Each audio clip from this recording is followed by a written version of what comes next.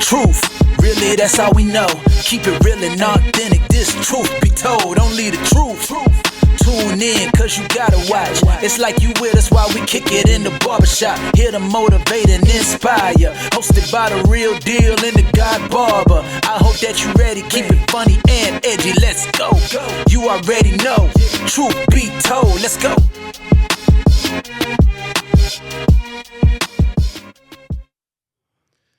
Welcome back to another edition of Troof Be Told, man. We are so excited to be back with the new season. I'm your host, Real Deal. I got my homeboy, the God Barber, and also Desiree. Tonight's guest, man.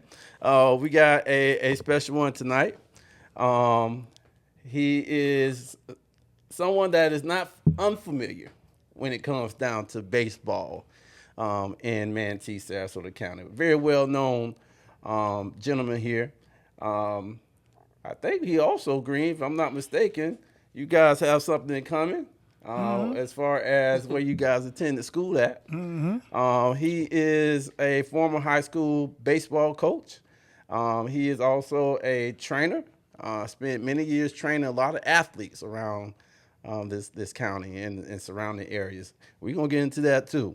Also, man, you know, father of, I think they have a son. All right. And also, you know, when you talk about baseball, right, some type of way this man's name kind of always end up being spoken about. I just, you know, I necessarily didn't know why until I started digging a little bit deeper. But tonight, he's here, and he definitely has a story to tell. And truth be told, he said you got something to say. Boy, you got something to say, boy. You know what I'm saying? I'd like to welcome the one and only. Also, you guys make sure you can catch him on at his food truck. We'll talk about that too. But the one and only Mr. Dwayne Strong is in the building. Dwayne Strong, boy. Dwayne Strong. Hey, Dwayne, man, how you been, man? Great, man. Yeah. That's the strong, yeah, baby. Man, we excited. Me and Green was talking before you got here, man. We were trying to catch it up on a couple things.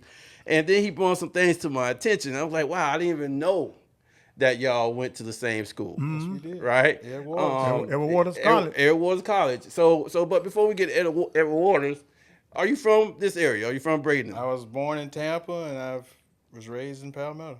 Born in Tampa? Yes, I was born in Tampa General, and came here shortly after, and I've been here ever since. Living in Palmetto. I lived in Colonia uptown when I was a kid, right there near the railroad tracks, and then I moved out in the park at 13, and I lived there, and now I'm back living there after my parents passed away.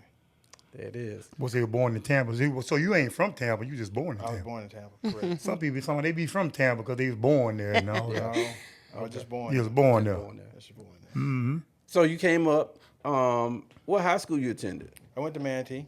Okay, see that. Bus from Palmetto to Manatee. You was one of the ones, huh? Yes, sir. Now, did you want to go to Manatee? You know, it's interesting when you ask those questions. I don't think I even had any idea one way or the other during those times in the 80s. Yeah. You know, we just went where we were supposed to go. It was not fighting or jockeying for a position and where you're gonna go to school. It was just you went where you was going. You know, and I went to Manatee with like Macy Mitchell and all those guys out in the park that went to Manatee for football, and so I didn't really have any inclination of Palmetto or any other school. I just went where they zoned me to go. Okay. Okay. Now, we are going to. I mean, Dwayne, you're known for baseball, right? I'm pretty sure you probably known for other things, right? But when you was coming through middle school and you get into high school, were you on the baseball team? Were you a part of the football team? Did you take any interest in any type of sport? Because if I remember, I think it was something else that you did other than baseball. Well, when coming up in those days, you played everything in the hood. Okay. We had an empty lot. We played tackle football, basketball. I played it all, but I never played anything, organized. I played 1 year of football as a freshman in high school, but the only thing else I played was baseball. I really didn't play anything else. Yeah, so you didn't play Little League football? No. No, What? Just went and played 1 year freshman football.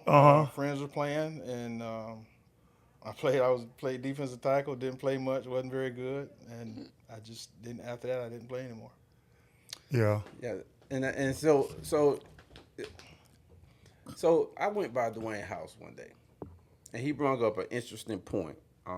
Matter of fact, he had donated some food for a service that I had to attend for one of my friends that passed away. He was gracious enough to donate some food for me, and in the midst of that, we started having a conversation, and I want to get to the training, but I want to put this out there now because I want to kind of figure out how things got started with you. You mentioned to me about nowadays people train, but you mentioned something about organically training. Remember that conversation? Yes, I do. What does that mean when you say, because nowadays, people specialize and they go and they have all this type of training and stuff, but when you mention it to be organic with it, what does that mean? Well, I think the training today restricts everybody. When I was a kid, I grew up at the railroad tracks right down the street, and every day I'd had a broomstick and I hit rocks off the railroad tracks into the woods every day. I would throw rocks at the signs. I didn't have, there was a wall, the departments, there was a wall. I would throw balls off that wall. So organically means there's just no restrictions. That's what I think has lost with the creativity of kids. A lot of people see me training, they're like, well, you don't say anything. Well, I give a kid a task and try to solve it. So why am I going to intervene every 2 seconds to try to get this kid to do what I'm trying to get him to do?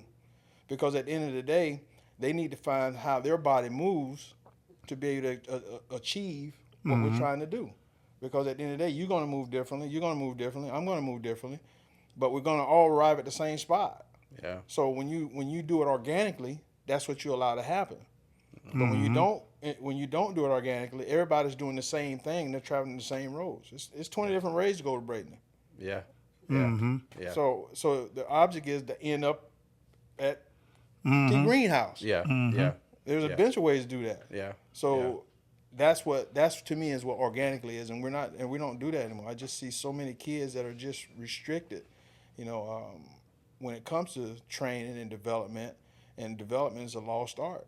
Yeah. And hats off to all these guys. I've done probably more sessions than anybody when it comes to being paid or helping kids or whatever. But I'm different, and I've always been different, and that's part of the enamor or dislike or whatever. Because a lot of people don't know.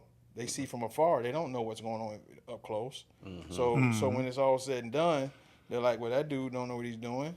But they haven't taken the time, like yourself, when we sat down that day and had a conversation. Yeah. And that's what's wrong with the world.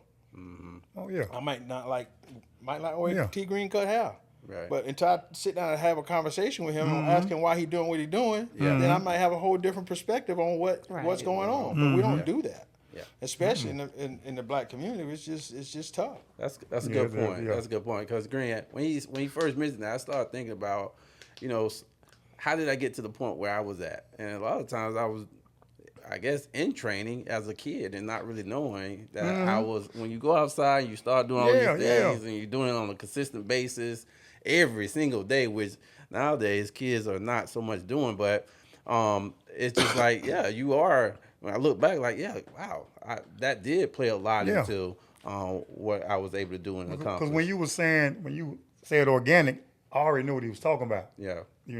I was going to wait to him give his answer. Yeah. But when we was coming up, because we was outside all the time. Yeah. The kids not outside no more.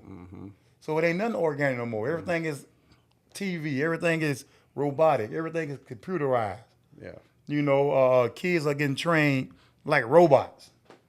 See, we was coming up, playing outside, having fun, doing stuff, not knowing that was going to help us out later on. Yeah. Playing Sandlot football. Yeah.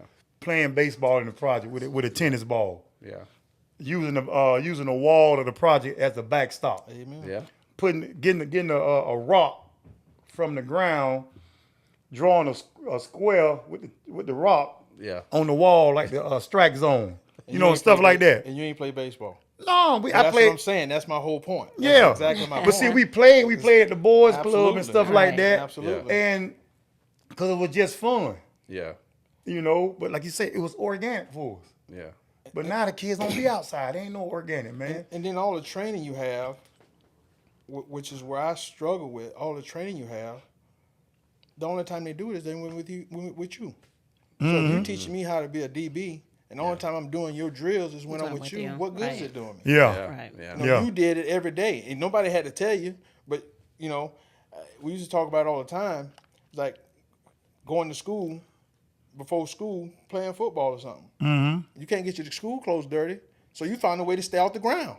Yeah, yeah, that's true. You know what I mean? That's true. It don't matter what you did. Ain't Ain't nobody tell you that. Yeah. You know, everybody will sink your hips and do this and do that. Well, nobody have to tell you that because you just did it organically. Yeah. Because of the things that you were doing. And granted, the kids aren't outside as much as they used to be. So now the training is substituting that, supposedly, but it's really not. It's like putting a fog off in a house and everything's clouded. Yeah. Ooh. There's nothing clean. That's a good point. So the brain doesn't know how to react. Yeah. You know, and it's like I was watching the Miami game last night. The Ward guy, he was down, but he's going down. He flips the ball back to the running back, and the guy goes and scores. But he was down. But that's stuff you just that was a schoolyard play. You hear that a lot. That's a schoolyard. Yep. That's a backyard play. No, that's just being creative. Yeah.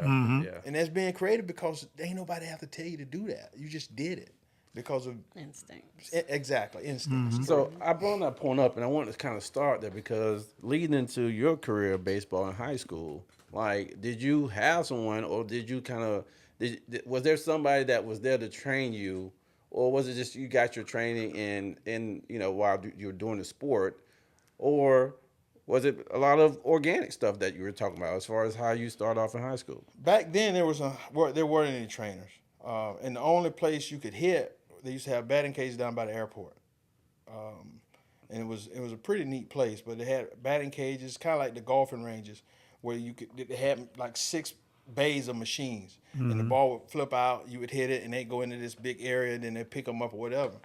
But there was no people to do that. You know, when I played back in the 80s, the only little league, what you don't understand is the only little league in this town was 24th Street. That was the only one. That was the only one. There was no Bray. On the west. No, right there by 13th Avenue. 13th Avenue. Okay. That's the only place Little League was. There was no Buffalo Creek. There was no Lakewood Ranch. There was no Palmetto. Everybody who was somebody played at 24th Street. So that's where all the Little League was played at the time. Okay. So there was no, and I get in this conversation a lot with people, but there was nobody teaching you anything. Mm-hmm. My Little League coach literally came to practice with a cowboy hat on, a belt buckle, and cowboy boots. The best thing people can do is give kids a task and leave them alone. Let them go figure it out. Because that's why we struggle. To me, that's why we're struggling so much with development, because we're giving them kids so much stuff to do that their body cannot react to what they want them to do. Right. And we get so frustrated. So my training was hitting rocks off that railroad track every day. Wow. My training was throwing rocks at the sign. My training was going to my uncle's softball game and playing cut ball during his games. My training was playing wall ball, where the ball, you trying to wear somebody out who miss it. Now you trying to catch it and do that, or play a game of fumble, or play a game of putback. All of those organic things that there was no trainers, and like you said, I didn't know what I was doing. Right. But and we'd have contests to see who could walk on that track the longest. That's balance. I didn't know what I was doing. It was just a contest against Reggie to see who could walk on that track the longest. Yeah. Working on my balance. I didn't know that. Yeah. That's how it was too, That's man. crazy, man. A lot of organic stuff back then. Yeah. When nobody teaching us and stuff. Even like, that's a good question you asked him though. So you didn't like football as a youngster, obviously. I mean, I played in the hood, but in the hood. But it's crazy because when you play football in the hood in inner city, that's what we get attracted to, because that's all we see. You didn't see a whole lot of cats play baseball back then. No, but my grandfather and my uncles were big into baseball. Oh, so that was that was them. the Okay, those the people that kept your eye on baseball. My dad was a big football guy. Okay. You know, he's God bless him, he's gone. But if you would have asked him, he was the fastest thing ever going. Oh yes, Chili baby. was the fastest thing ever going. He was so fast. He turned the lights out and he'd be in the bed before it got dark. I'm telling you, hey, they used to say your dad was fast, man. Mr. Chili used to come and get his haircut. He used to talk about how fast he was. That's what they say. So that's what I want to ask you. Like, who did you look up to for baseball? You just answered it. Yeah, my uncles, they played, you know, and as a young guy, I used to go with them on the weekends for semi-pro. Okay. The black leagues, you know, the Nine Devils. Devils. Tut and Pee Wee Clemens. Mm-hmm. My uncle and them, they would play. And when I was like 12, 13 years old, I would go with them. And if they were short, I was playing in a game against the Tampa Yankees in Tampa with grown men to fill in a spot because they didn't have enough players. But I'm 12, 13 years old playing second base, you know, with grown men because they didn't have enough players. Oh, wow. Oh, okay. Wow. Yeah. So it was just following them. And I tell it all the time, if the car crunk up and they was going somewhere, I was in it. And that's where that came from. That's where it came from. So amazing. So you have this humongous passion, Yes, sir. for baseball, right? In high school, what did you finish up? Like when you finished up your 12th grade senior year, did you end up going somewhere to play baseball? Yes, I did. And it's funny because I never had any aspirations of playing college baseball. I just was playing because I did it. And I probably ended up my senior year with probably arguably the best single year season of anybody. Myself and Brian McCray, who was a first-round pick, we were teammates and classmates. He was a first-round pick. That particular year, he set 3 offensive record, and I set 5. But I ended up getting a scholarship to Manatee Community College. But the struggle was I never took school serious, so I never had a good grade. So as I'm going out playing, you know, coming to school, getting questionnaires from the Yankees and the Blue Jays and the Dodgers and University of Miami, University of South Florida, I'm like, what is this? I just didn't have any. I didn't know. My mom didn't know. Right. My parents didn't know because it wasn't a thing then. Yeah. So, you know, for me and not doing what I had to do academically, not that that was a bad situation, I ended up going to Manatee Community College for 2 years and still didn't do what I need to do academically. You know, had to stick around there another semester to get my degree, and then Stanley Cromartie called me and said, "Hey, you looking for somewhere to go?" And I was like, we can go That Crow. Crow, boy. God dang. He hit you off too? Yep. So I ended up going to Ed Waters, you know, and had 2 good years there. Was NAIA Honorable Mention All-American. Hit 395 as a junior, 397 as a senior. Had some pro tryouts, and it just didn't work out. And sometimes it just don't matter what you do, no matter how good you are. Some people fall through the cracks. And I was one of those guys. Yeah. I was one of those guys. Absolutely. Yeah, So that's Crow. And hit Dwayne off back in the days. He hit me off. That's how I heard about Ed Waters. Yeah. Crow come to my crib. I was blessed and thankful because I didn't have anything. You know, I didn't have anything else because at the end of the day, I hadn't got my AA degree because back then that was the thing. If you want to go somewhere, you had to get your AA degree or have good grades, and I had neither. But I ended up getting myself right and graduated with a 3.2 from Ed Waters with a degree in criminology and figured some stuff out. And you know, wish I had done it 4 or 5 years earlier. Who knows where I've been? But you know, God has a plan. You know, at the end of the day, I am who I am, and He had, you know, your destiny is already mapped out for you. You know, you don't just know it. You just got to keep doing what you got. You got to be faithful and keep doing what you're doing. Right. I guess God gave me the same playbook, because boy, I ain't have my grades either. Yeah. Yeah, the way he said his story, mine was similar. You know, football player. I had all the big schools, big letters, but I ain't had academics. Right. And Crow showed up. Yeah. Told by Ed Waters. Yeah. That's how I learned. Yeah. That's awesome that he was able crazy. to do that, man. Reach out to people in the community and give them another opportunity. Right. To achieve getting, you know, their degrees and to further their athletic sport or whatever they were playing. So that's awesome. And shout out to Crow for doing that. Dwayne, you ended up leaving Edward Waters and coming back to Manatee County. All right. Where did this whole thing with wanting to be a baseball coach start? Well, I didn't even want to be a baseball coach. I came back home that summer and I was training because had some tryouts, and American Legion Post 24, Kirby Stewart Post 24, they had a B team. That was a group of 14 and 15-year-olds. And I was training, going out there with them, practicing every day during the summer to do these tryouts I had for the Yankees, the Pirates, and Cardinals, and a couple other teams. And they needed a coach because they didn't have no players. They didn't have a coach at the time. So I said I'd do it. And the rest is history. That's how I started coaching. That's how you started coaching? Yeah. So in that organization, working with 14, 15-year-old kids, what did that do for you? Because sometimes, playing sports and being, so much in love with it and having that strong of a passion and not wanting to be away from it per se, did it do anything for you to be back in the game in a different capacity? It's satisfying when you're able to see guys move on and you see guys get and grasp what you're trying to get them to do. Because I think as a coach, your job is to try to get kids to do something they can't do by themselves. Mm-hmm. But I started that program in '89. Well, I didn't start it. I took it over in '89, and I ran with it through 2011. Mm-hmm. Okay, and there's tons of kids that came out of that program that ended up D1s or pro guys and a couple major leaguers. So just to go out and do that to see guys not just become better baseball players, but become better men, better fathers, better husbands. Yeah. That's where it's at. When it's all said and done, I can lay my head on a pillow at night, regardless of all the haters or whatever they got to say, knowing I did what I needed to do, because there's kids coming back and saying, "Hey, thanks, D. I appreciate it." Mm-hmm. Wow.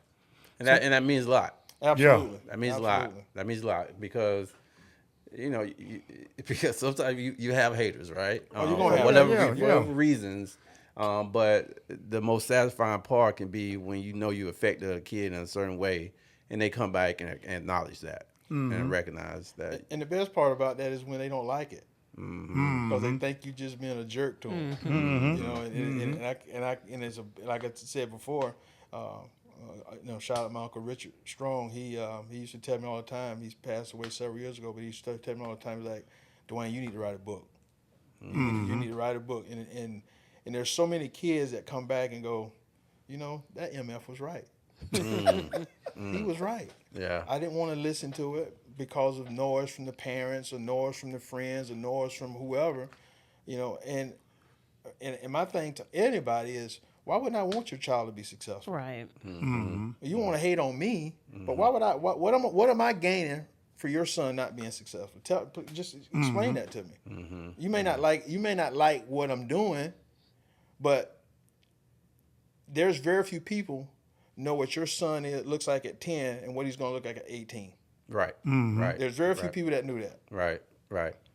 And I'm one of them. You can see that. Yeah, you I had can see that eye. that. But they got that gift, you can see it. I can see it. So go ahead. Yes. I'm saying, I know we done went past, and we back we back in high school where he coaching.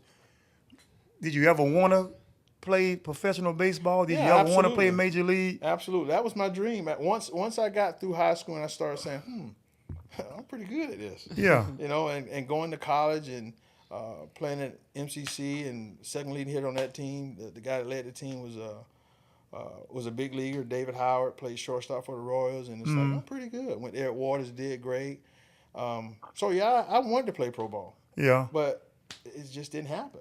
So what am I going to do? I'm saying, but did it bother you though? Because of course, baseball is in you. I hear how it's coming out your mouth, boy. It bothered me, but what am I going to do with it? I mean, I don't own a team. So if somebody don't give you the opportunity, what are you going to do? And that's what I try to portray on my kids, is you just can't control it. All you can do is do the best you can do and control what you can control. And, the thing that's exciting is so many kids that I have, I'm able to enjoy the game at the pro level, at the big league level through them. Right.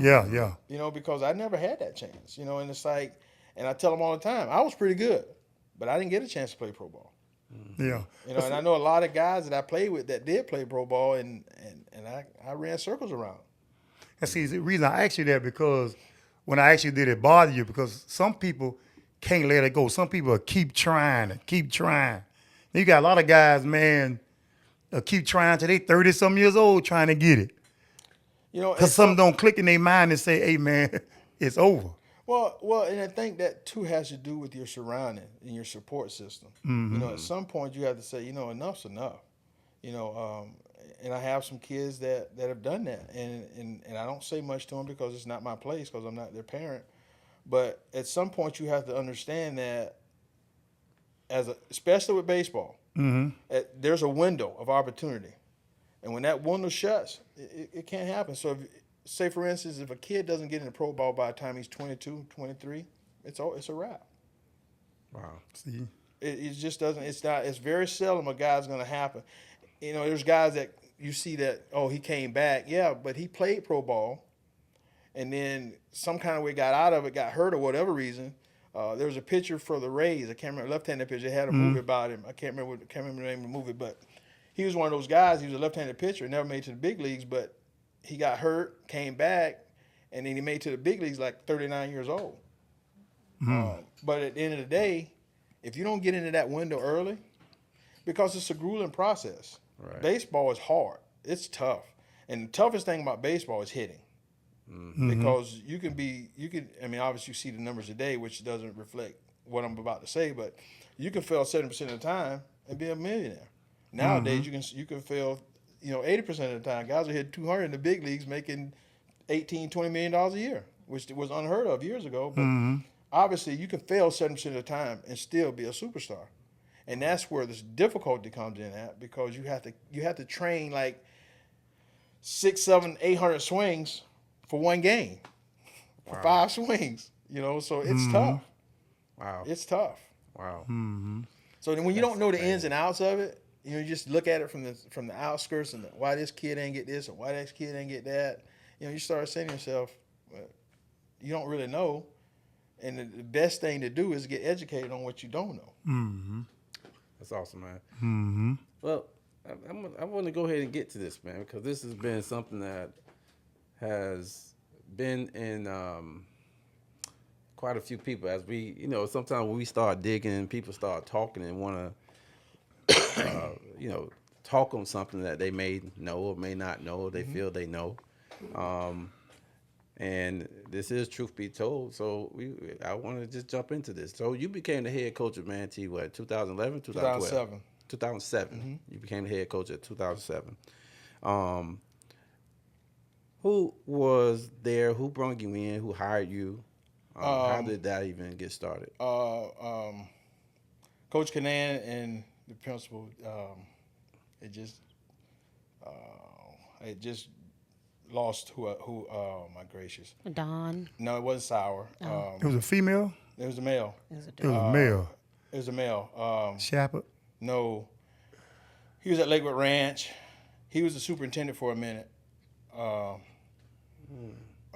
But he was very supportive. And then he left, and he was also, because I know where you're going with that, he was also in the midst with all the stuff that went on with Canan.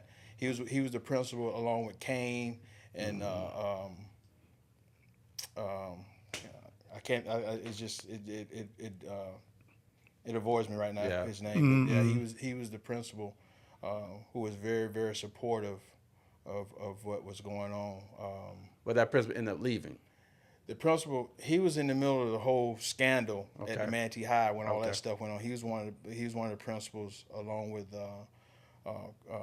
2 other assistant principals, and Okay. So 2007, you became the head coach. You were there from 2007 to 2013, right?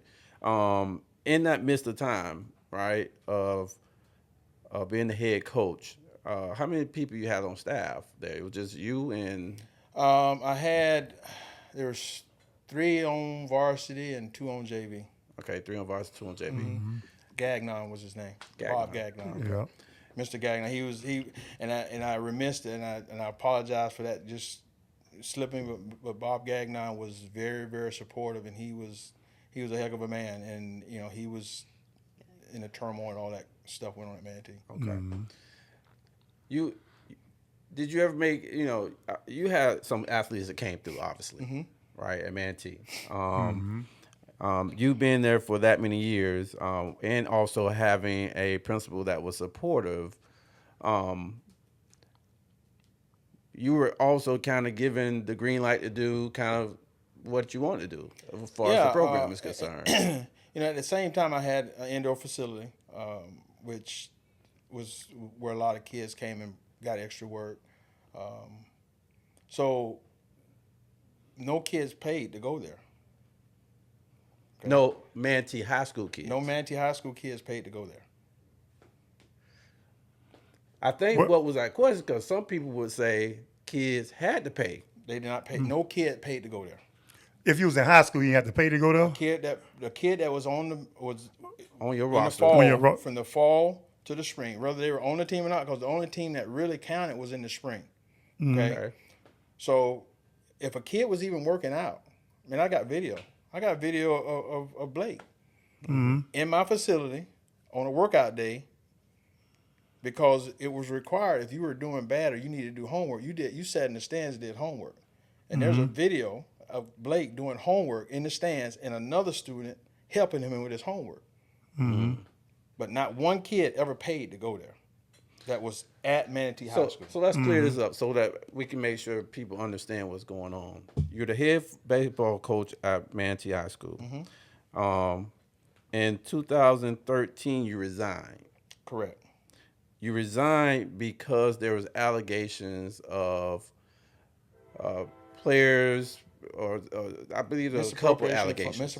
Misappropriation of funds and all kinds of lovely things that haters did not approve of what I was doing, regardless of the success I had. Because I'll say this, regardless of whatever happened, I had the best 6-year period of anybody ever at Manatee High School, in the history of Manatee High School. That's what I was going. Okay.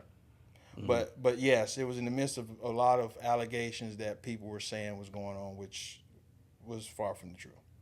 So in the newspaper, it said something about you having students. You had camps and you had athletes pay to take part in the camp, but I guess the parents felt that they were pressured to pay. And if you did not pay, you wasn't chosen to be on your summer leagues or whatever leagues that you would run your AAU. Is it AAU? Well, it's travel team. Travel team. Travel team. And I think that kind of upset a lot of parents as well. Okay. Well, I'm glad you brought that up, because here it is. Truth be told. Truth be told, but tell it. Nobody paid to go into my facility. We had camp, sure. Kids paid to go to camp. Camp was 6 weeks, Monday through Thursday, from 8:30 to 11:30. Okay. For 6 weeks, we'd have a tournament. Okay. So there was 45 kids that were high school kids. There was plus little league kids, there's girls softball. There was 90 kids at my camp every summer. It wasn't just kids that went to Manatee High School. There was kids from Bayshore or whatever. But the kids from Manatee High School, we'd have 4 teams of 10, 11 kids, and we'd sign up for a tournament every weekend to go play in. To go play in, okay. And I did it that way so that every kid had an opportunity to develop, as opposed to putting one team together or 2 teams together, having 15, 20 kids on a team where nobody gets a chance. So if you got 10, 11 kids on a team, you can hit 11 kids. Everybody gets to play. And then we can free roll guys into the game. And for me, because I knew the guy that ran the tournaments, I would be at the ballpark at 7 o'clock on Friday morning till 8 o'clock Friday night, 7 o'clock Saturday morning to 8 o'clock Saturday night, and then 7 o'clock Sunday morning to whenever it was over, because I was present with each team when they played. So the 4 teams that played every weekend, you were there. I was at their game. You were there. I was at their game. Gotcha. So, and there was no pressure for anybody to play. And the thing that I struggle with is Venice High does it, or did it. They're doing it now with their program. and Sarasota did it. That's where I got it from. When I coached at Sarasota for 5 years, and that's what they did at Sarasota. So I did the same thing that they did. So that's interesting because see, I was gonna kind of get to that point, right? Mm-hmm. Because now to me, you know, when I read the story, I had an opportunity to kind of talk to some other people about kind of what happened. I don't know if they knew the full details of everything, but you just hear things, right? And I do know how there's other places, definitely in Sarasota, how certain clubs are ran and facilities are ran and so forth. But what made you so different, though? Why? That's why, a great question. Yeah, Why? If you Troof Be Told, I'm black. I'm a black man. No question. And ain't no other black coaches around in baseball. And I was relevant. And I was in Northwest Bradenton. And I had a lot of kids that were transferring to Manatee. Mm-hmm. So that meant a lot of kids in Northwest Bradenton wasn't getting a chance to play because these kids were coming in and taking their spots. Oh, That upset people. But that can upset people. But where they come up with all this? How they? Well, when you start talking about kids and money, Yeah, you like get everybody's attention. So that's the easy way. But I lost money. I lost money because there would be a time where a paying customer would come into my facility and want to come in, and every cage, I have 4 cages, and every cage is full with only Manatee High School kids. So they'd turn around and walk out. And those kids that are in the cages ain't paid a dime. Now, there was an agreement at one time where the boosters was paying $1,500 a month for the kids to come and hit.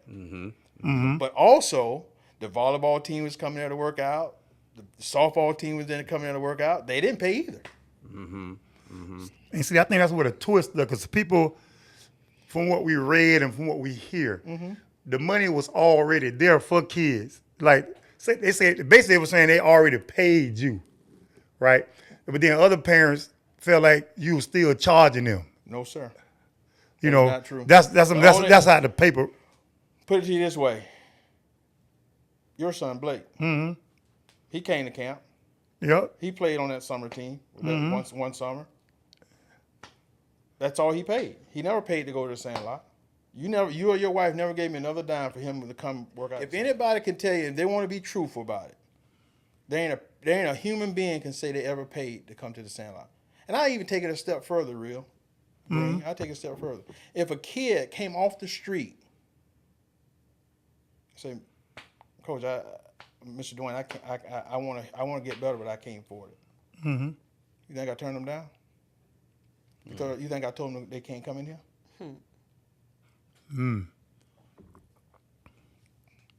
Well, I'm saying, buddy. I've never turned a kid down as long as I've done this to play baseball or get better with baseball because of money.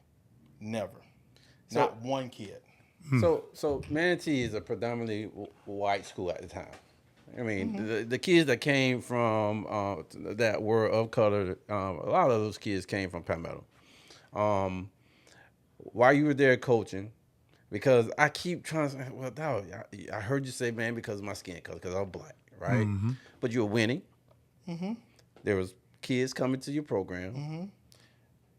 Do you think not only some parents may have been upset, you know, there could have been some talk, but also if people leaving their school and coming to your school and playing for you, you don't think other coaches could get upset? Absolutely. Haters come in all shapes and sizes, in all colors. It don't matter. You know what I mean? And as long as I've done this for the 30, 35, 36, whatever it is, I've had my share of haters. And haters are just like steam to a fire. You just have to put them in the fire. It keeps you motivated, keep you going what you're doing. But I don't bother nobody. I just do what I do. And if you don't, and it's hard because I don't. I mean, like I told you, this is the first time I've ever, whether it's the Manatee situation or just me in general, I ever talked about this publicly, about who I am and what I do and what I've done. You know, but yeah, haters are gonna hate. They're gonna hate. That's just part of it. you know, and when you're good, they're going to really hate, you know. But I could say this, I would say 90% of people that doing the talking, they don't even know who I am. They don't even know who I am. They have all this to say about stuff, and they don't even know who I am. They don't know that I took A.D. McPherson when he was 12 years old, 11 years old, 10 years old. When I lived in West Bradenton, he used to come to my house and get hitting lessons. I never charged Florida Henrietta for that. When he was 12 years old, I used to pick him up. He used to go around the state with me with my American Legion team. You know, and when I was at Booker and kids couldn't eat because we're going to stop somewhere to eat, and I come out of my pocket and pay for them to eat. They don't know. Yeah. They don't know. So it's hurtful when people say stuff and they don't know what they're talking about. Right. You know, I'm not going to speak on something that I don't know what I'm talking about. Right? You know, and especially positive black men. You know, we hear stuff about people all the time. Right. But nobody can't come to me and talk about T. Green or Reggie. Right. They can't. I'm sorry. Right. And I don't know you. You know what I'm saying? Yeah. But you guys are brothers in the community doing what you got to do. So you can't come speak bad to me to y'all about y'all. Can't do it. And if we had more of that, and I was told this when I first took over at Manatee, I told people this all the time. So you know how you stop rumors and gossip? If somebody come to you start talking, walk away. That's true. That's how you stop that. Yeah. But as long as a gossiper or a hater got an ear, they gonna keep you got to fire. Yeah. But you know what, man? You know what? I'm glad. Like I say, I always say it, man.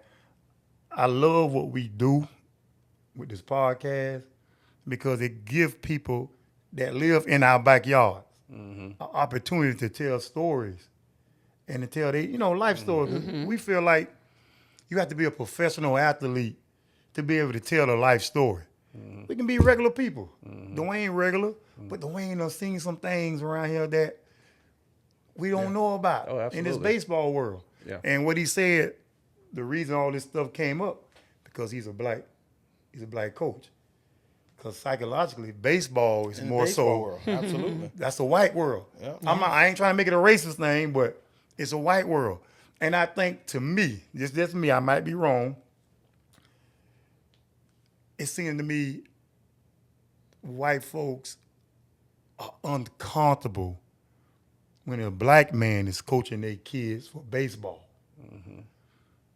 But they're not uncomfortable when a white coach is coaching black kids for football. Correct. You feel me? Right. Now, football is supposed to be our sport. Right. But nobody complain when a white man coaches us in football. That's comfortable. But you get a black man that coach white kids in baseball, it becomes uncomfortable. To me, that's just the way it seemed like to me. Right. I don't know. That's how, when you was a baseball coach at Manatee, did you feel a little tension sometimes? It's way before that. I mean, again, I coached American Legion since '89. I was at Booker from '95 to '02. And I was at Sarasota from '03 to '07. And I was at Manatee from '07 to '13. And I could tell you instances, back in '98, '99, we won a state championship in American Legion.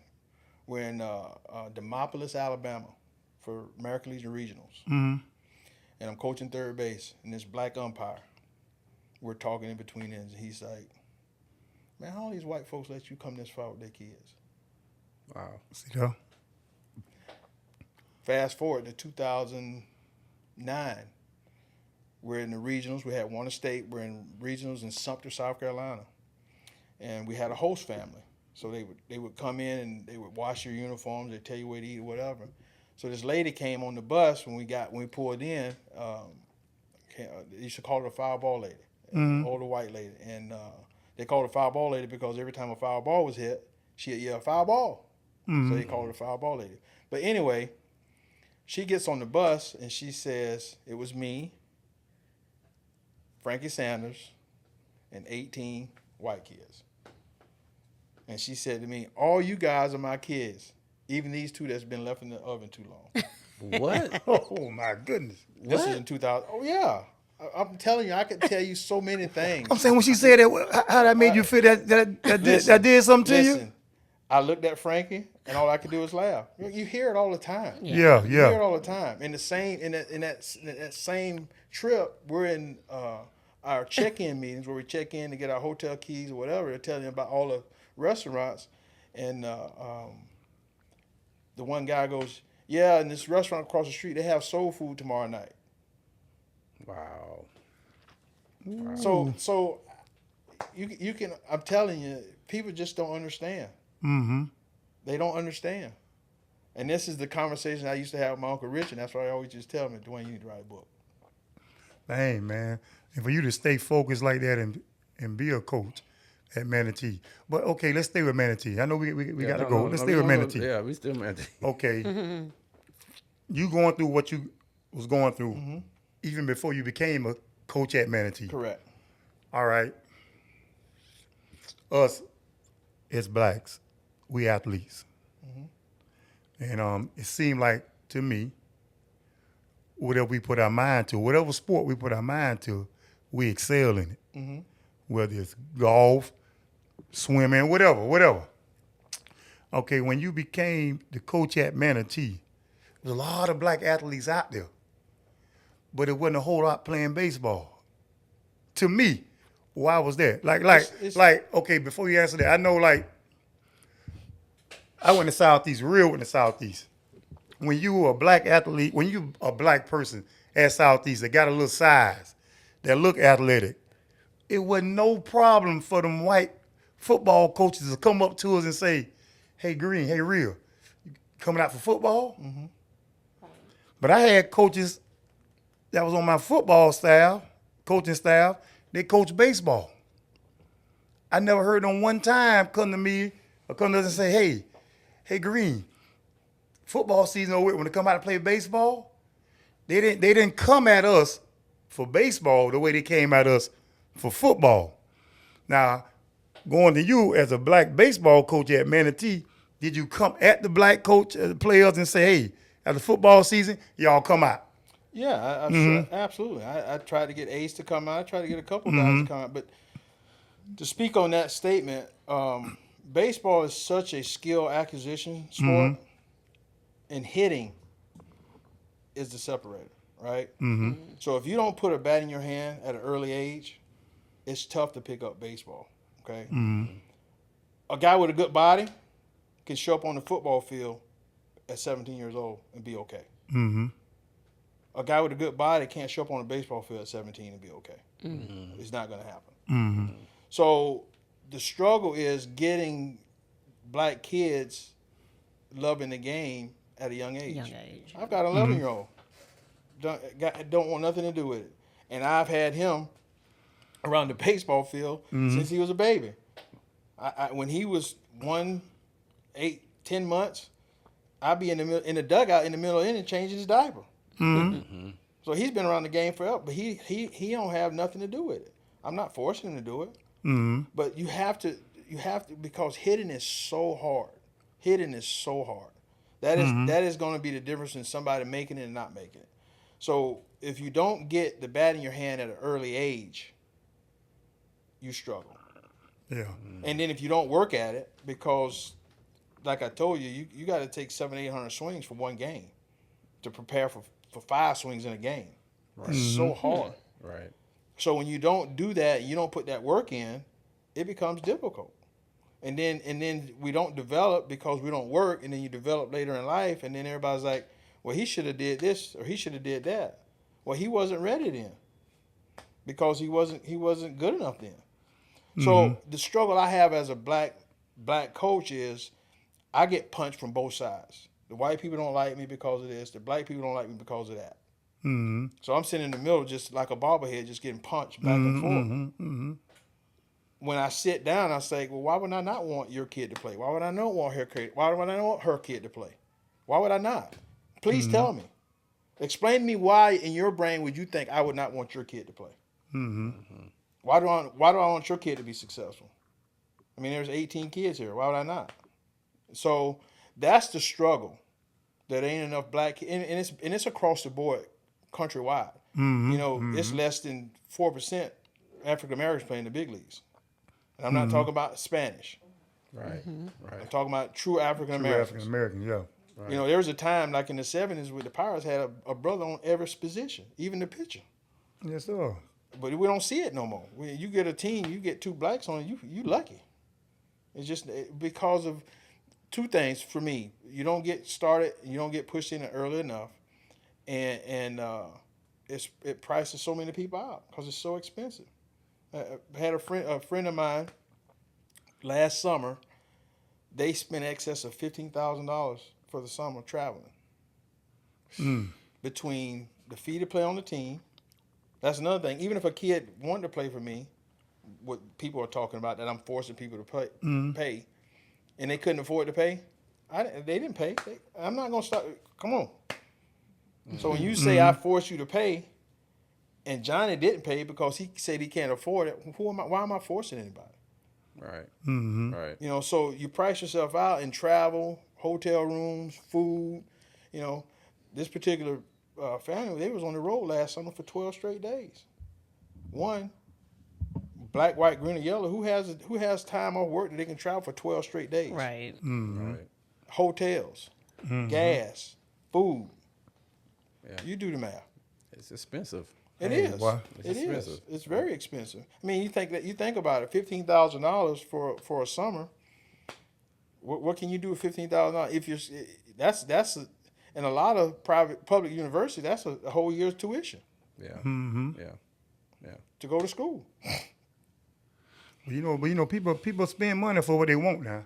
Because Amen. you know what? I'm just saying, like, I'm a barber, so you know I hear all kind of stories, I hear all kind of this or whatever. But like I have some parents that come in, and their kids that be young, you know, black.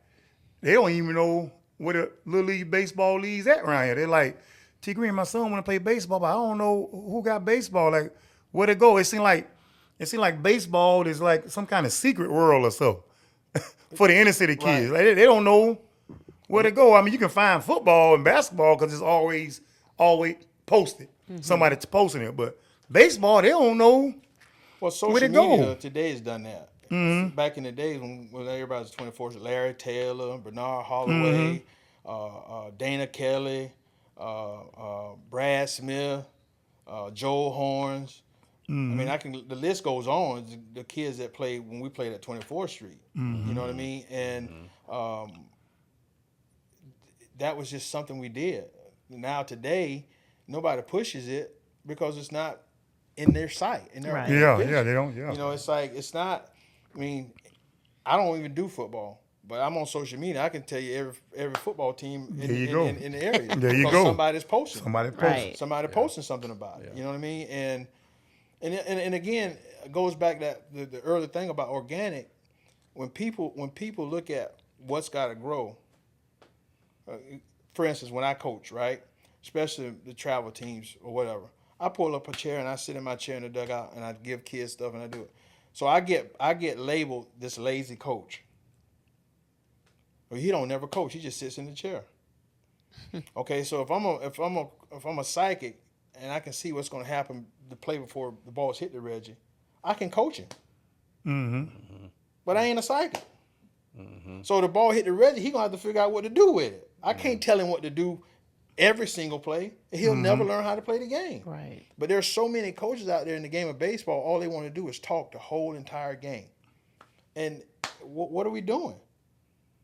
I'm going to say this. I'm the only coach in this town, in this area, that's had 3 consecutive years of draft picks. Who's drafted? Only coach. Who's the players that got drafted? Correll Prime, My boy. Corey Sandberg, and Weston Davis. Correa Prime, baby. Even with Sarasota? They didn't have 3. Well, Sarasota County something. Yeah, they were different. Yeah. But I was on staff there, and there's probably 6 guys when the 5 years I was there that made it to the big leagues. Yeah. Casey Kelly, Ian Desmond, who's my guy. Yep. See him, Ian Desmond, Ian, boy. Ian used to come by get his haircut here too. Ian, my dude. But boy, Ian. Yeah, he's my dude. I mean, I go out and work with his kids, you know, sometimes with, you know, he's got a cage at his house with his kids, and so I go out and work with him.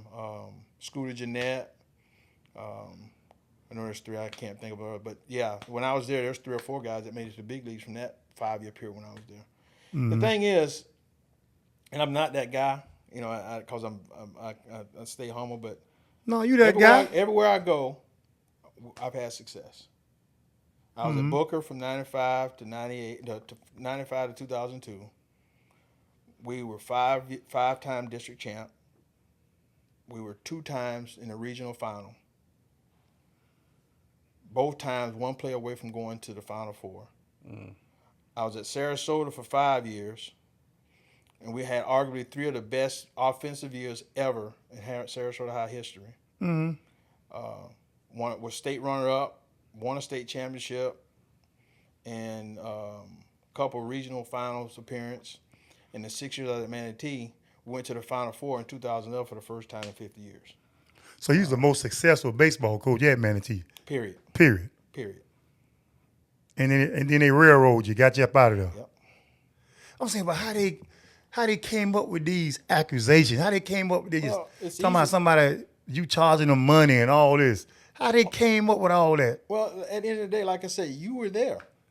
Did you pay any extra for your son to go to Sandlot? I can't remember all that. I can't remember paying nothing, you know. That's my point. And as a matter of fact, if you really want to be frank, I don't even know if I even charge you for the camp that you came to in the summer. That's what I'm saying. I can't remember paying you came nothing. to camp and played. Yeah, doing a little travel. Yeah. It was Blake, Quanzi Jackson, yep. and it was Mike Alvor's son, Mike Mays. Yeah. Yeah. Them only 3 blacks out there. And they ain't pay a dime to go to camp or to come to my place. Mm-hmm.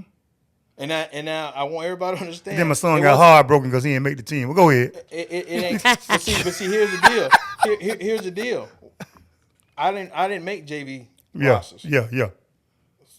And I tried to be, as the head of the program, I tried not to step on people's feet when I got somebody in charge of something else. Yeah. Mm-hmm. Now, you know, Correll, as a freshman, he didn't play much at all. And he was my dude, right? But I didn't invade on that. Mm-hmm. He just came the next year, and the next 3 years he was on varsity, and the rest is history. So then your nephew played too. Khalil's out there, yep. Yeah. But that's the stuff I'm saying. So, but I want to go back to saying that it ain't just because they're black, it's because they're kids, and if they can't afford to pay, mm-hmm.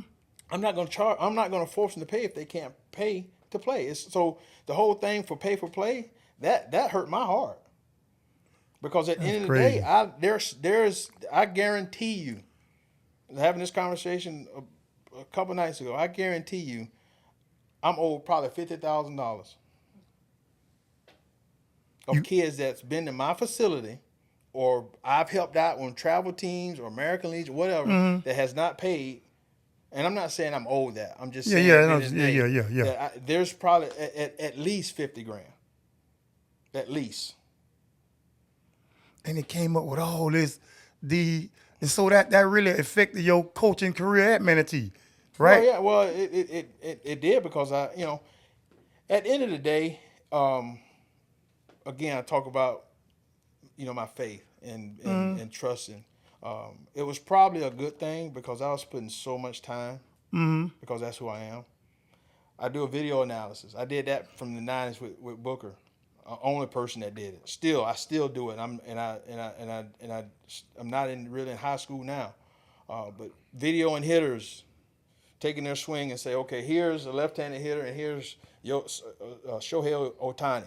What are the similarities that you guys have, right? Mm-hmm. I'm hours and hours at 1-2 o'clock in the morning breaking down football, breaking down film to go to practice tomorrow, to enhance your child, and I ain't getting paid for that. My check was $3,500 before taxes to coach baseball at Manatee. Yeah. So why in the world somebody gonna say I'm doing anything? That's crazy, man. That's crazy. We should have sued somebody, D.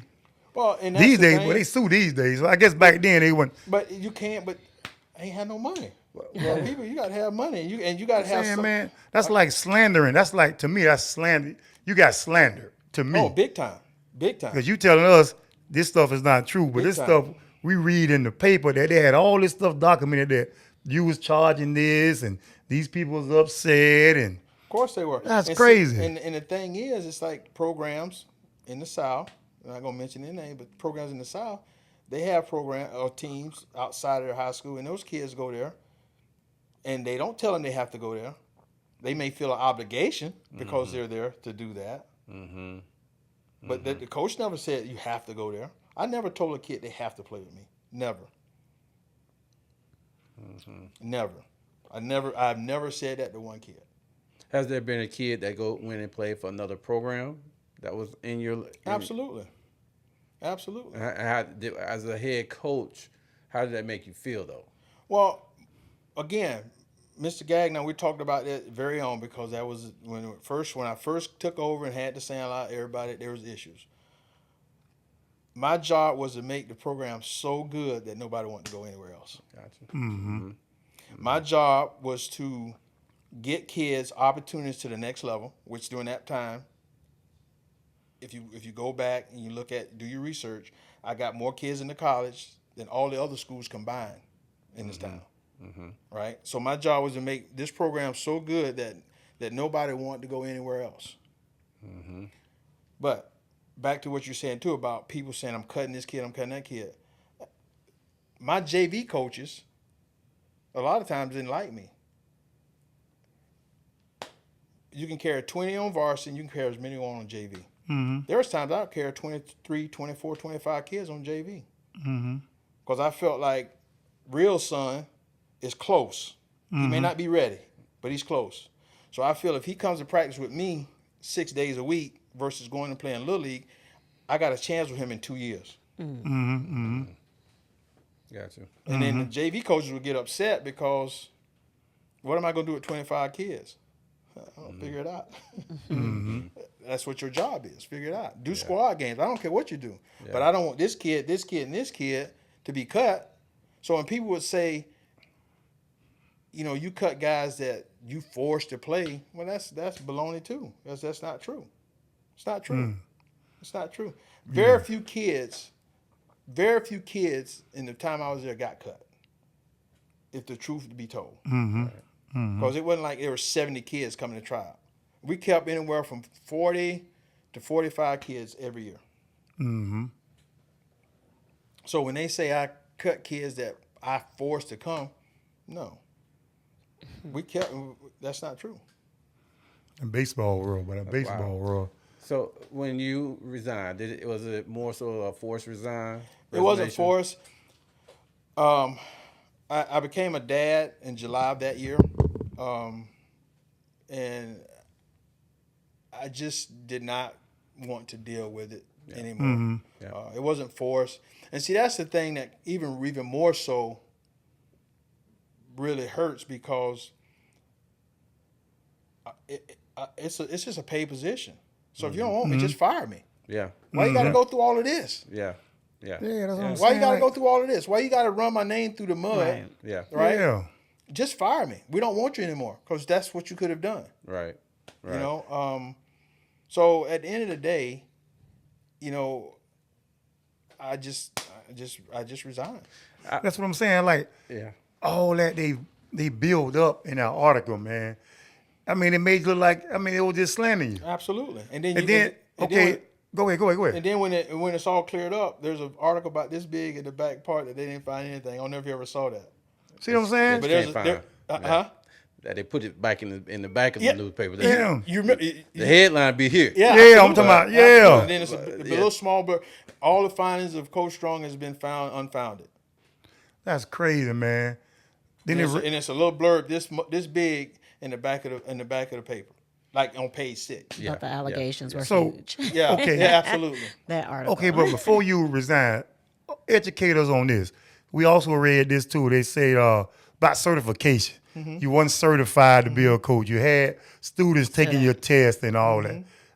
What was up with all that? The thing is, I have a degree in criminology. Okay. Right. So I had to take educational classes in order to be a teacher. Okay. I took a subject area test in PE, which gave me 3 years to be. I had a temporary cert. So I got certified in March. So the end of 2012, they come to me and they say, you have to be certified before the beginning of the school year. I said I thought it was a 3-year certification. Well, and I've only been 2.5 years, so I should get to March to get my stuff, because it ain't been a full 3 years. Right. That's not how it works.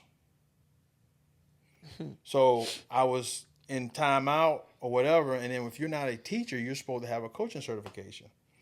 Well, I'll take my medicine for that. No, I didn't have it. I'll take my medicine for that. But ultimately, it's the school's responsibility, if I don't have my certification, to make sure, and if I don't, make sure I get it right. But it never came. Did you ever see anything about the school taking responsibility for not having my certification? That's what I'm saying. That's No, why I'm no, glad. there was- That's why I'm there was glad no you here, comment. so you can break Right, this. there was no comment. There was no comment. So you continue without it, is what I coached for a whole year without year. it. I coached But for a when whole year. everything comes out, they want to bring that up. Absolutely. That's what I'm. Absolutely. Yeah. And said that you may have paid that former, Yeah. but said student and player said they had no knowledge of that. Right. And that wasn't true. So Correct. I'm glad you don't Like- Troof Be like- Told, telling you like- the truth, boy. Okay. I'm glad we getting the story real. So, I mean, going through that, right? Going through that whole process, and you said, at some point you just, I resigned, or you're tired. I was beat down because they had my phones tapped. I couldn't talk to nobody. Anybody I talked to, I couldn't. I was living in an apartment by myself. I had just had my son, and I just was by myself, and I was tired. And what really got me is, at that time my mom was really sick, and she hadn't heard anything. And I went to see her one day, and she got tears in her eyes, and she said, "Dwayne, what's going on?" She had seen it on the news. And I was done. Yeah. I was done. Because if anybody knows your character, your mama knows your character. Oh, absolutely. Oh, absolutely. And if anybody knows me, anything about me, they know that whatever was said in that paper is a bunch of hogwash. Yeah. So if anybody believes that, then then God bless them, because I'm not him. Right. I'm not him. Right. Like I said, when you call me about your situation, I said without a doubt, and I ain't charge you a penny. Right. That's just who I am. That's how I've been forever. Right. Everybody has to make a living, but at the end of the day, when I can, I can. Right. And when I can, I'll do. Right. That's just the man that I am. That's the man that my family raised me to be. Yeah. And it's it was very hurtful that it went down the way it went down. That's crazy, man. And I'm gonna tell you, for me, looking at it from outside, looking in, you take you. Probably the best baseball coach Manatee High School ever had for success. Then you got Coach Gannan, the best football coach Manatee ever had as far as success. But the way y'all story ended, it shouldn't have ended that way. Neither one of us. Neither one of y'all, man, for what y'all did for that school. It shouldn't. I mean, it should have been a celebration the way Coach Gannan wanted to celebrate. Absolutely. Leaving that. You should have been celebrated the way you wanted to be celebrated. Absolutely. Coming out from the success y'all had, man. For it to end this way, it seems so crazy to me. The thing that probably, when it's all said and done, that bothers me is I would never have an opportunity to be a Hall of Fame member at Manatee High School. And I was arguably one of the best I arguably had one of the best baseball seasons as a senior, and arguably I was the best baseball coach they ever had. And I would never have the opportunity, because of those allegations, to ever be in the Hall of Fame at Manatee High School.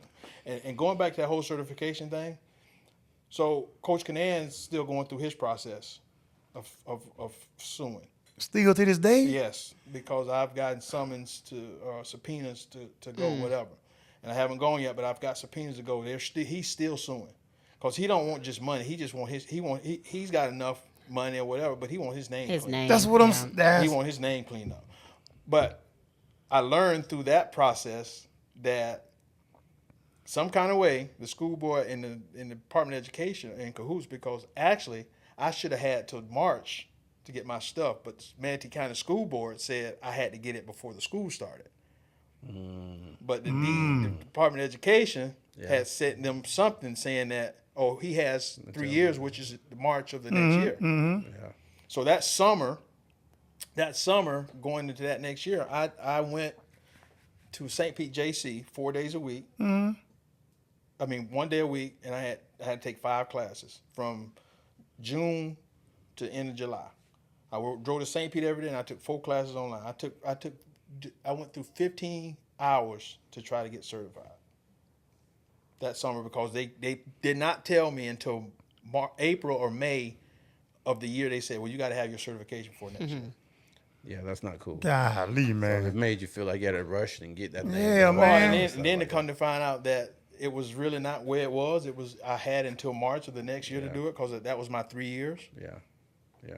It's just all backhanded, and and again, we're not gonna get into names, but there are so many people tied together, from the complainers, the people that was giving the allegations, to people in the school board, and then to stuff that Mr. Gagnon was going through, the stuff that Coach Canan was going through. They just tied all that stuff in one ball and said, we're gonna make an example. Roll it and I just happened to be quote unquote collateral damage. If I've heard that one time, I've heard a million times that Dwayne, you were just collateral damage. They weren't trying to get you. They were trying to get Joe. They were trying to get Mr. Gagnon or whatever. So it's just a sad situation. So Dwayne, are you trying to fight to get your name back, or you just letting it this? Well, at the end of the day, who am I gonna get it back with?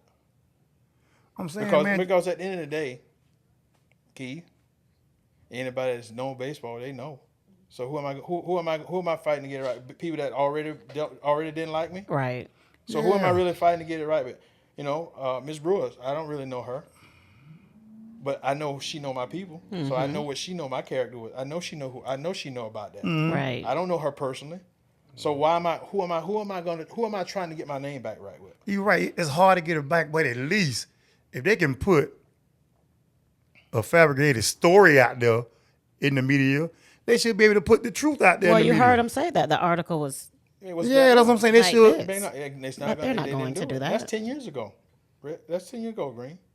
I'm saying, but Coach Canan, he's still fighting for his name. Still fight. But he fighting for big money. Mr. Gagnon, I think he got a settlement, but they tried to give Joe a settlement. He didn't want it. So, and I don't have money. Yeah.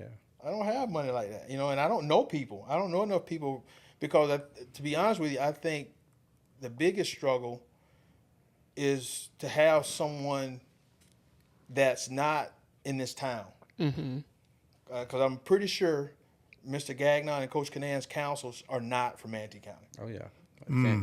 Can't be connected. Right. You know what I'm saying? Right. Yeah, so you got to have people that's not, and those guys are, well-connected people. Yeah. I mean, I've got some connection, but I'm not close to them. Right. So, to clear my name from who? But see, it's like the haters gonna hate. I don't care what you say. Yeah, man. Regardless of what comes out. They're gonna say what they're gonna say, and even if there's a 10-page article put out that everything was said about Dwayne was false, those haters still gonna have something to say. Yeah. So what's the point? Yeah. But it's just like what I don't. I'm saying when you see stories like this, you a black guy coaching baseball, and baseball supposed to be predominantly a white sport. Okay, but stories like this here in Manatee County, we already don't have a lot of black baseball players, even Little League baseball players around here playing anyway. Correct. But when parents see this, when they watch this show and see this, what you went through, that's going to tell them parents, they got little black kids that might want to play baseball. Hey, stay away from that sport. They could very well. Because this kind of stuff that happen. They don't want y'all playing this sport. Look at Mr. Dwayne's story. Look what they put him through. So there's going to be a lot of parents saying, even like right now, there's a lot of black parents don't want their kids playing baseball because they feel like they don't get no fair opportunity. Well, you cook too long. Huh? Like you've been cooked too long, right? Yeah. 100%. Well, I mean, Yeah. I've heard so much, and it's just, again, I say it all the time. You know, you fight the white people, you fight the black people, you fight your family. You know, and I've been that guy. You know, because I don't do this, family don't like me. If I don't do that, the black people don't like me. If I don't do this, the white people don't like me. I'm in a no-win situation. Mm-hmm. Yeah.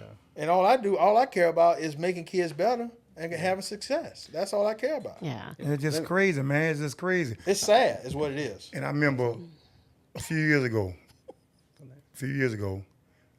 I was watching Little League Baseball, the World Series. I might be wrong. This is a black team out of Chicago. Yes. They were doing good from what I was watching. Yes. I don't know if they won, but then they said something went wrong, like it was some illegal players on the team or something. Well, what happened? Well, that's just like, see, now with the travel ball, there's no boundaries, right? And with Little League, you have boundaries. Mm-hmm. You know, like a kid from Palmetto can't go and play at GT Bray.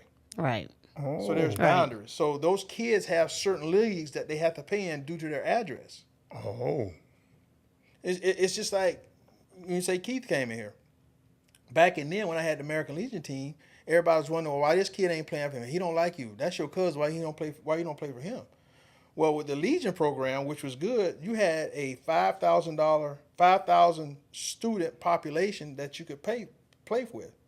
So you had your base school in grades 10 to 12. Those student enrollments you had to sum up to come up to 5,000. When you came over 5,000, you couldn't include that school. So at the time, Manatee was my base school, and I would pick, depending on the talent, I would pick a Palmetto or a Southeast or Bayshore or whatever at the time. And once I got to 5,000 students, I couldn't do it. The other sticker was on the map, if you put Manatee High School and you drew a line to a school you wanted to go to, if it went through any of those districts, you had to count each one of those schools. So everybody was always saying, well, he don't like black people because he won't let this kid pay for him. He won't like kids, you know. Keith was forever. But when he was younger, there was kids that were better on other teams. So I didn't have Palmetto. When Keith got older, I took Palmetto and he played for me. Got you. So there's always boundaries. And if people don't know, and that's the same thing, conversation with him. Well, I didn't know that until then because he used to get it all the time. Well, your cousin don't like you. Why you ain't playing for him? See? But you don't know what you don't know. Yeah. Right. So he's like, it makes sense.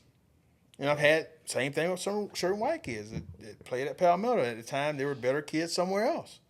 Because there was time, George Brown, what year did you graduate from Southeast? 89. So there were some kids, Southeast had a really good baseball back then. And a bunch of black kids played at Southeast. George Brown was one of them. You had I can't remember. when GB played. Yeah. I can't remember who else was there. But there's 3 or 4 black kids that played at Southeast. I can't You know, remember. so depending on the talent level, and I couldn't change Manatee because that was my base school. Right. So any other school that I got, I had to count their enrollment. Right. So if I had just to kind of get an idea, so if there was a kid at Bayshore, but I didn't want anybody from Southeast. If I drew a line on the map from Manatee to Bayshore, and if it went through Southeast school, even if I didn't take any kids from that school, I had to count that enrollment. Wow. So darn it, you 3 schools, you done pretty much. Right. And I would get like St. Stephen's or Bradenton Christian because their numbers were low. Oh yeah. Got it. But yeah, once the 2 or 3 schools, you're done. Yeah. That's why I would rotate. Sometimes I would have Palmetto, sometimes I wouldn't because of that enrollment restriction. But people don't know that. All they say is Dwayne don't like black kids. It ain't got nothing to do with that.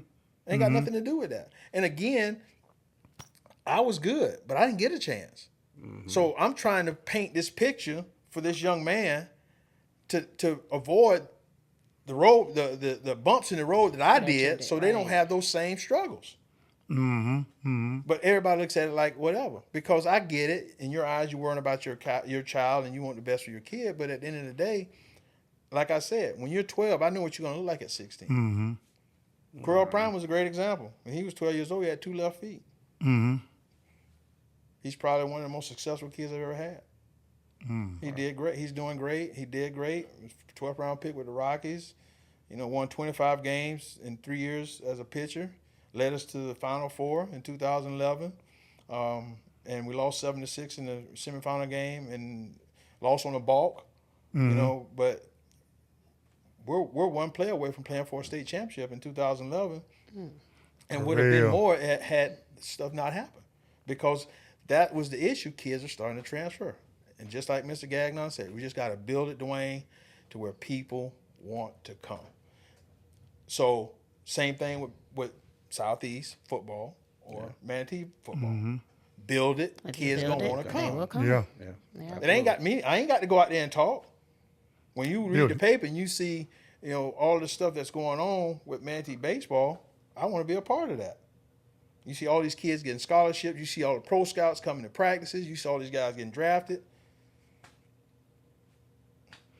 Man, it's unfortunate that you went through that, and sometimes when people hear things or read things in the newspaper and all this stuff start coming out and people start formulating their own ideas of who you are as a person, and a lot of times it's not fair. And when those things happen, it only makes you feel a certain type of way. It can't make you feel good about it when you say you darn if you do, darn if you don't from both communities.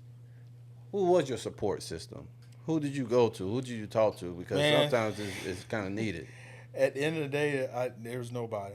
Yeah. Be totally honest with you. I'll be flat out honest with you. I went through that by myself. And through the grace of God, I made it. My mom passed away in May of 15. I moved back home in October to take care of my dad. Janice Taylor, she took care of my dad. She used to bring him up here to get haircuts. And she'll tell you, there's days that she would say, I don't even know how you do it. I had just resigned. I had just closed down the Sandlot because I was paying to keep it open.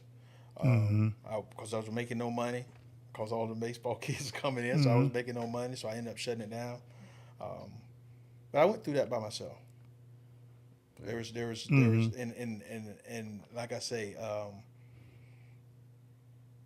I just never felt anybody understood. Nobody really understood or cared enough to understand. That's probably more of a thing that's just cared enough to understand. And we struggle with this whole thing as emotionally struggled black men. That's a struggle in itself because we're supposed to be so strong and so tough. We can't show weakness. We can't cry. So all those things I internally dealt with. And there's days today that I struggle with it. But I went through that by myself. Dang, boy. McGee went through it by himself, boy. Golly. Let me just, as we're getting close to the end, man, I want to just personally thank you for taking the time out to do and spend time with the kids and doing what it took just to help another athlete or parent out when it came down to, someone having a want to play a sport, but necessarily not having the fees or the financial in order to do that. And you being able to recognize that and support those families in that way. So I want to say thank you for just doing that.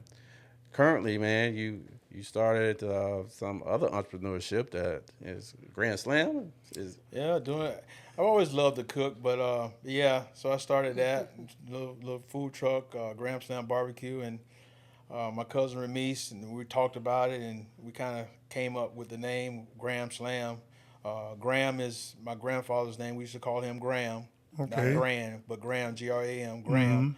And Slam is for baseball. So to put the two names together, two things that I'm passionate about, that came up with the name for Gramslam BBQ. Absolutely. And that's a good way to put it together, boy. And Troof Be Told, now he sponsored us one day back in a couple little time, a little minute. But boy, you brought in some. What kind of chicken was that? Green? Boy, some smoked chicken wings. Ooh! I just had some When I just had some beef, we was at the, back to school down at 13th Avenue. That was back to school event on a Saturday. Yeah, they had a couple weeks ago, right? Yeah, the little the sororities. Yeah, had some smoked chicken wings in there, man. Yeah, man, Well, I good tell you now. what, hey, so how's that going, man? How you? I mean, again, it's going. We're doing pretty good. But I enjoy it. I do a lot of sporting events, so I get a chance to talk sports with kids and those type of things. So it's always good to do that. Oh, dear. Look at him, boy. well, I know. Hey, real. Yeah. Real. You know about that big event coming That's up in what February I was now. trying to mouth to In you. February, we got a Yeah. big event coming at the Dream Center.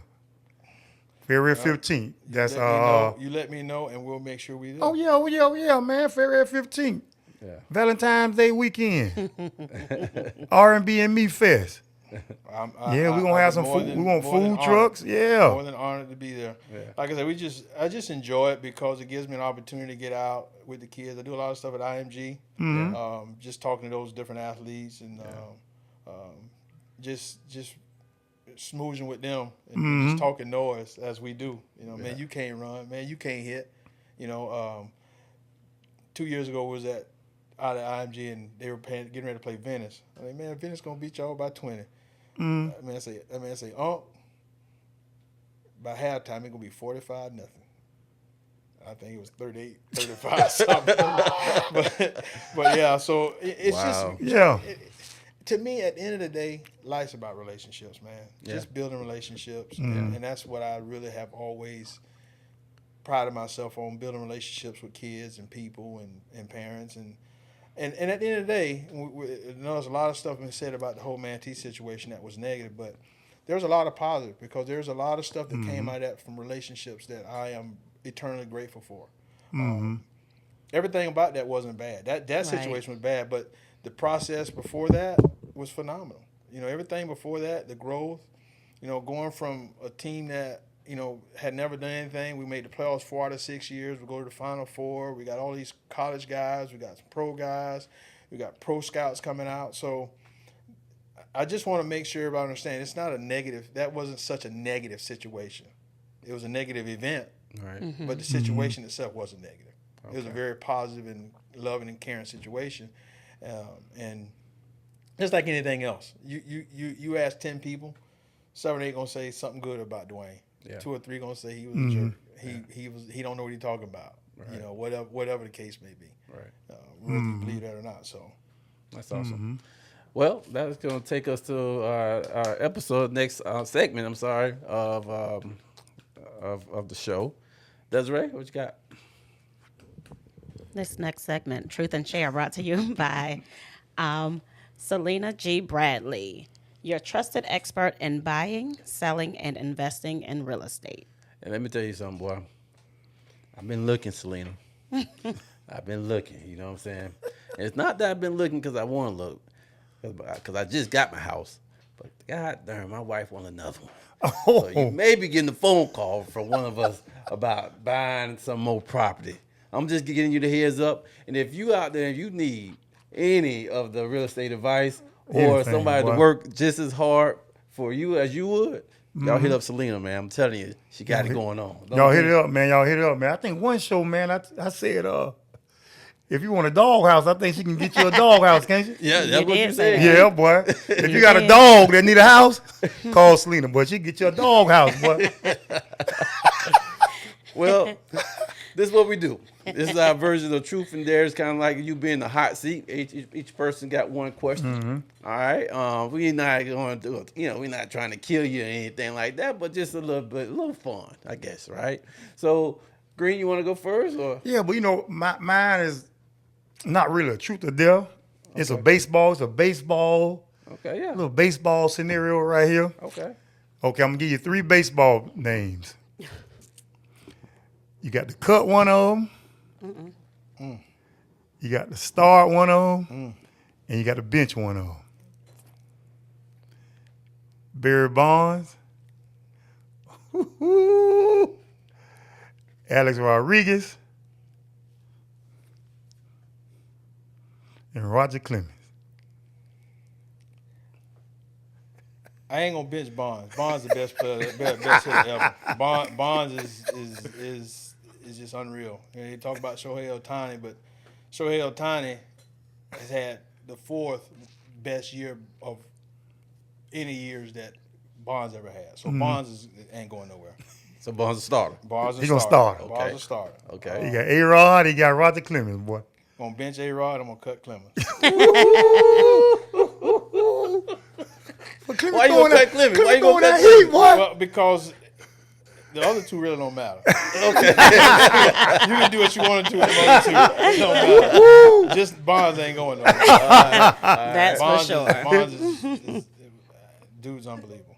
There you go. And he should be in the Hall of Fame. Okay. All day. He should be in the Hall of Fame. All right, Desiree. Are you going to me? Yes. Okay. So mine is a little more just based on the things we talked about. So what's one important life lesson you learned during your time as an athlete or a coach? To be resilient. To be resilient. And I have a saying I say all the time. I travel country roads. Lead the noise to noise. You say you're driving the city, you hear a bunch of noise. But you drive in the country, you can let your windows down. You hear the birds chirping. So I just stay out of traffic. Just be resilient and stay out of traffic, because at the end of the day, there's gonna be noise. People are gonna say what they're gonna say. You know, no matter who you are, it hurts. Obviously, I mean, it hurts when people say stuff about me that's not true or whatever, or don't like me, whatever. But just try to stay out of traffic. Just stay out in the country and ride, and just listen to the birds chirp and the wind blowing in your windows. All right. All right. One final question. I had the privilege of going into your, I don't even know what you call that, a shrine, I don't know, a hall of, I don't know what you would call a token that. But I had the privilege of going in there. Now, if I was a thief in the middle of the night, and I went in there and you had no idea that it was me going in there, what would be one prize thing that that you just, boy, he better not have took that piece? It's some good pieces in there. But I'd probably say the Mario Rivera sign ball. Okay. Why that one? Why that piece? Because he was that guy. He was good for the game, and you knew it was coming. You still couldn't hit it. Still couldn't hit it. Still couldn't hit it. You know, it's like I tell kids all the time. It's about execution. You know it's coming. Stop it. It's like a lot of times I don't even have signs. It's like still. Wow. Throw him out. Still, stop it. So if you out execute me, you'll win. If I execute you, I'm gonna win. It's about execution. And Rivera was one of those guys. You knew it was coming every single pitch, and wasn't a thing you can do about it. Don't touch that ball, baby. Touch that You one. better not. Yes, sir. Gonna come You find you. better for not that touch one. that ball. Man, D, boy, I'm telling you, boy. Well, thanks, It was man. good, Yeah. good sitting here talking with you, putting us in this baseball world, because we don't talk about baseball a lot. You know, just to hear your story and just to let people know you right from here, man. You right in the backyard, man. If y'all need some baseball information or got some kind of ideas about baseball, they can talk to Dwayne Strong, man. Yeah. He's right here. I'm in the midst of starting a online hitting consultant called Players Paradise. Okay. So I'm working on that to be global, so to speak. Nice. Where Yeah. people can send videos, and I'm able to work with a mobile, remotely. But yeah, because that's my passion. I mean, at the end of the day, I just I love to see a kid come in that's a rock and then leave a diamond. Yeah. But it takes time. Yeah. It's not something that happens overnight, and kids today ain't hungry. That's the biggest thing. Kids, when you was growing up, mayonnaise sandwich. Oh yeah. Banana sandwich. Yeah. You go home now, it's fillets in the Yeah. refrigerator. Right. You know what I mean? Yeah. Spam, Ed Waters. You know what I mean? Friday night was the greatest night at Ed Waters when one of the dorm guys was working at Wendy's was still a box of hamburgers that was raw, and we have Wendy's hamburgers on the flat tops in the dorm. Some guys, boy, you steal all the chicken from Popeye, boy. Yeah, absolutely. So, let me ask something before you leave. So, did you ever work with Laston throughout his little travels? No. To become a major league player? No. I had Greg and I had Tony. Okay, the older one. I never had Laston. Yeah. Those are some very talented boys. Laston's is a combination of Greg and Tony. Because the other two could play too. Greg and Tony, they were really good too. Greg was more of a power guy, and Pooh was more of a good hitter and defensive guy. But Laston's a combination of and their dad, Tony. Tony was a heck of a player as well. Okay. So he's probably a combination of all three of those people. Well, that'll do it for us. But we do this thing. We give our shout outs and our due diligence as we head on out the show. I'll start with Desiree. You got a shout out before we leave, Desiree? Sure. So shout out to Dwayne for coming on and telling his truth, telling the truth. Truly enjoyed the interview tonight. And shout out to the kid, as always. Mama gonna shout you out. Love you, miss you. And I'll be seeing you soon. All right. Green, you know me, man. To the whole 941, man. Shout out to the whole 941. Manatee County, Palmetto, Bradenton. Hey, man. T Green love y'all. Yeah. I love everybody. That's what's up, baby. No, I don't. I love some people and I like a lot of people. You can't just throw that love word around, man. So, you know what? I don't love everybody. I love some of y'all, but I like a whole lot of y'all. Put it that way. Well, you can say that, but it's more action than anything. Yeah. Love is an action word. Yeah. It ain't no word that so you the people know who I love. Yeah. The people know who I love now. It's an action. Yeah, they know who I love. Any shout out, real? Yeah. I want to give a shout out. I want to give a shout out to Robin again. She's in the building right now. You guys will be seeing Robin face some point a little bit later on, but she's in the building. Just joining the team, so I want to definitely give a shout out to her, and we definitely appreciate what you're doing for the squad. So a huge shout out to Robin as she is now in her first full season, kind of leading into Troof Be Told. Coach, you got a shout out? Yeah, I want to shout my son. Dwayne, I love you, and I hope you be great at whatever you decide to do. Yeah. Every day I drop you off to school, I just say go be great. That's it. Yeah, it is right there. Hey man, I can't wait. I know Coach Fred gonna be watching. I know. Oh man. I know my cousin Brown gonna be watching. No boy. D Brown. D Brown gonna be watching. Keith Simpson, all of them. Oh yeah, boy. I know they tuning in. Yeah, so. this is that baseball conversation. Yeah, boy. back to what you're saying. I don't have to clean my name up because them they know. They know. They know. Well, listen, man, thank you guys for joining us for another edition of Troof Be Told. We appreciate you. While you tuning out or signing out, just make sure you hit that subscribe button as well. We had a great time tonight. Looking forward to the other episodes. And like we always say, man, he came today, he delivered, he told the truth. He told the truth. He told the truth today. Boy, he wasn't scared either. And he wasn't scared. I would like to thank you guys for the opportunity. As long as I've done this, I've never, no matter good, bad, or indifferent, I've never told my story.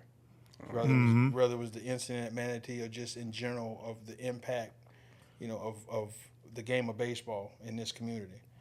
So I sincerely, from the bottom of my heart, thank you for the opportunity, and it was well worth it. Absolutely. Yeah, man, we appreciate you too, man.